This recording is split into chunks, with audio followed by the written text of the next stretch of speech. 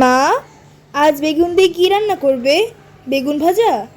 বেগুন দিয়ে কি শুধু বেগুন ভাজাই রান্না হয়, আরও কত টেস্টি টেস্টি রেসিপি হয়। তাই?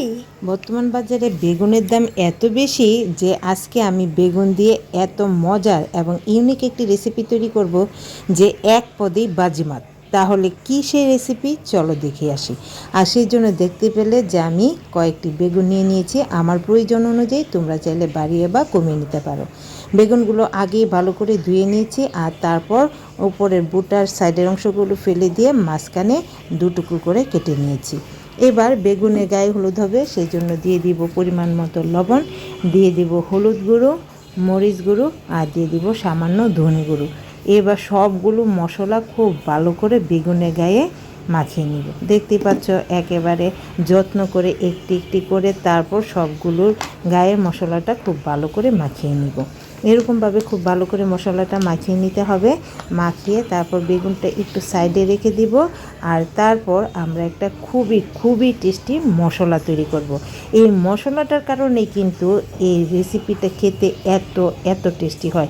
একবার বাড়িতে ট্রাই করো, তাহলে কিন্তু বুঝতে পারবে যে আসলে আজকের রেসিপিটা আমাদের কতটা টেস্টি হতে চলেছে।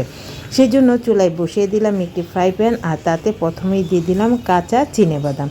চিনেবাদামটাকে অনবরত নেড়েচেড়ে খুব সুন্দর করে ভেজে নেব। যে যখন এরকম ভাজা হবে, মানে অল্প দাগ চলে আসবে আর একটু ফাটা ফাটা হবে, সেই মুহূর্তে এখানে আমি দিয়ে দিব আস্ত ধনে, এলাচ, দারুচিনি এবং লবঙ্গ। এইগুলো দিয়েও একটু ভেজে নিব।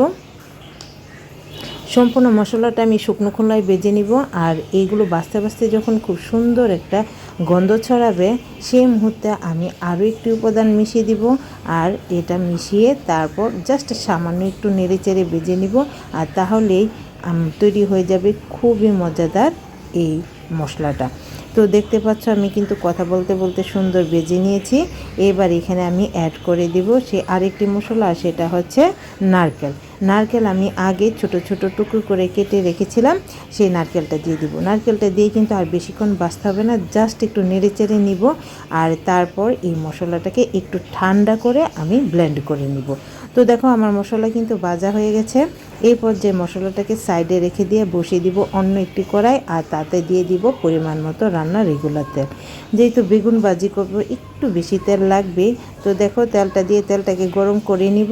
আর গরম হয়ে গেলে তারপর এখানে দিয়ে দিব এক এক করে বেগুনগুলো। সবগুলো বেগুন তো আর একসাথে ভাজা যাবে না, প্রথমে আমি 4 পিস দিয়ে দিব। 4 পিস দিয়ে এক পাশ লাল হওয়া অবধি অপেক্ষা করব। আর একটা পাশ লাল হয়ে গেলে সবগুলো একে একে পাল্টে দিব। পাল্টে অপর পাশটাকে আমি লাল লাল করে ভেজে নিব।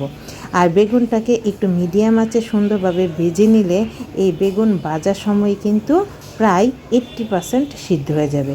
তো দেখতে পেলে আমি কিন্তু বেগুন 4টা ভেজে নিয়ে তারপর আরও 4টা দিয়ে ভেজে নিয়েছিলাম।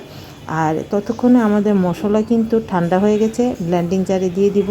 আর তারপর শুকনো অবস্থাতে একটু গুঁড়ো করে নিব। গুঁড়ো হয়ে গেলে এখানে দিয়ে দিব রসুন, দিয়ে দিব আদা কুচি, দিয়ে দিব টমেটো কুচি, দিয়ে এখানে আরও কিছু শুকনো মশলা দিব, সেটা হচ্ছে হলুদ গুঁড়ো, দিয়ে দিব একটু মরিচ গুঁড়ো।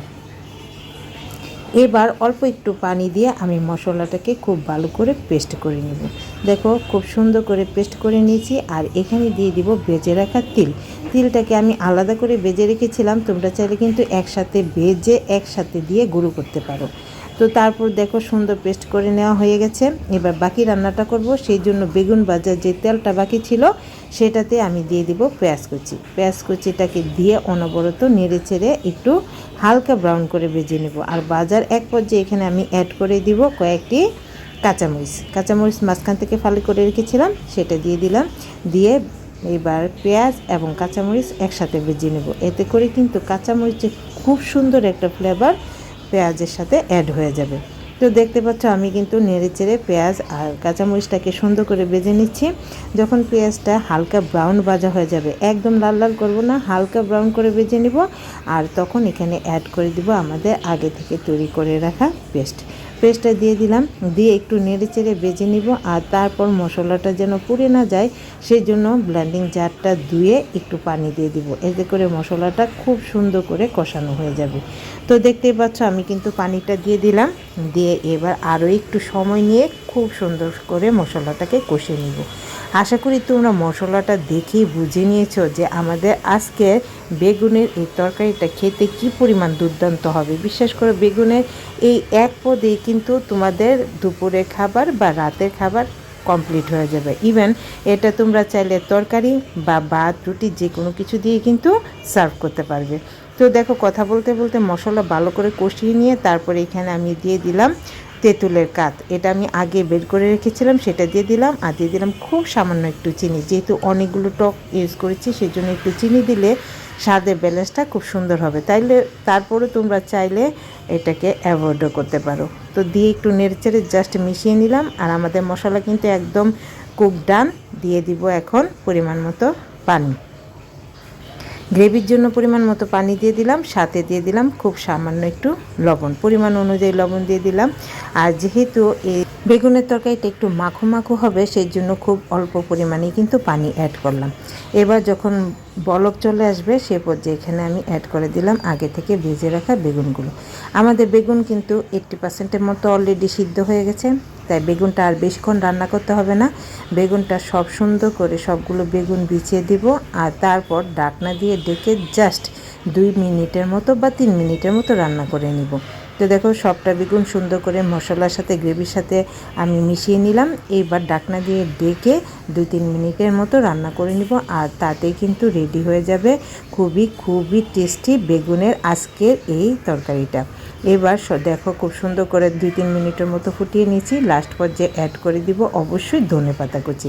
ধনেপাতা কুচিটাকে অবশ্যই দিতে হবে, দিলে দেখবে দেখতে যতটা সুন্দর লাগবে খেতে কিন্তু আরও অনেক বেশি। তো আশা করি তোমরা দেখে কিন্তু বুঝে নিয়েছো যে আজকে আমাদের তরকারিটা কতটা লোভনীয় হতে চলেছে, তাই না? দেখেই মনে হচ্ছে আবারও খেয়ে ফেলি, এতটাই টেস্টি হয়। তো তোমাদের কাছে কেমন লাগলো কমেন্ট করে জানিও, আর ভালো লাগলে বেশি বেশি শেয়ার করে দিও। আমার চ্যানেলটাকে সাবস্ক্রাইব এবং পেজটাকে ফলো করে দেওয়ার জন্য খুব বেশি অনুরোধ রইল। সবাই ভালো থেকো, টাটা।